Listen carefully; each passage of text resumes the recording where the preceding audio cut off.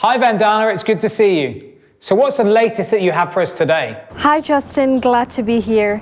Today I'll be looking at the HR technology market as a whole and the ways it has changed the way HR practitioners everywhere do the job. It really is an enormous part of business, big and small, and one of the fastest growing industries in the world today. The value of the HR tech market is set to be at 24 billion US dollars this year, a rise of 1.2 billion US dollars from 2020. And it is projected to keep growing up to 35.6 billion US dollars by 2028, which would be almost an 8% growth over the next 6 years. Yes, tech and software solutions are certainly becoming a larger and larger part of every HR professional's life around the world. But how is the HR tech market in Southeast Asia? Is it growing at the same pace? Actually, that's one of the most exciting aspects of all of this, is that Southeast Asia is one of the most rapidly growing regions for growth in technology, but particularly in B2B and HR-focused technology. Tech startups in Southeast Asia really defied the pandemic and attracted more than 8.2 billion US dollars in investment last year alone, and that is also expected to continue to grow. Businesses across the board are demanding so much from their HR team these days, which is really driving the demand for modern HR technology. Tools that can help HR to get the best of themselves, get the most out of their workforce, and free up some time so they can concentrate on their highest value-adding activities and workforce strategies. And that's happening in Southeast Asia as much as it's happening anywhere else in the world.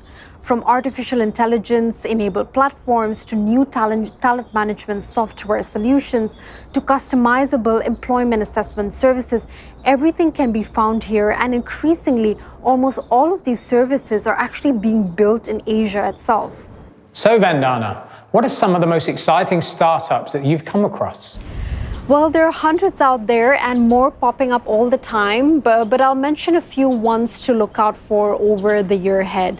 So here in Indonesia, we have an HR tech startup called Sleekr, and it caters to the needs of SMEs in the country by providing recruiting, accounting, and payroll services, and is driven by a Google Cloud platform.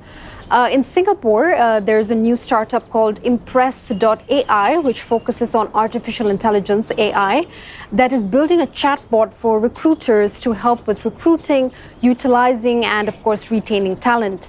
Whereas in the Philippines, there is a new startup called Better Team, a startup which focuses on employee experience. It uses analytics and turns it into information that gives employee engagement professionals the guidance that they need to start planning their employee experience strategy. Now, I'll get you to look into your crystal ball. What do you see in the future for this HR tech market in Southeast Asia?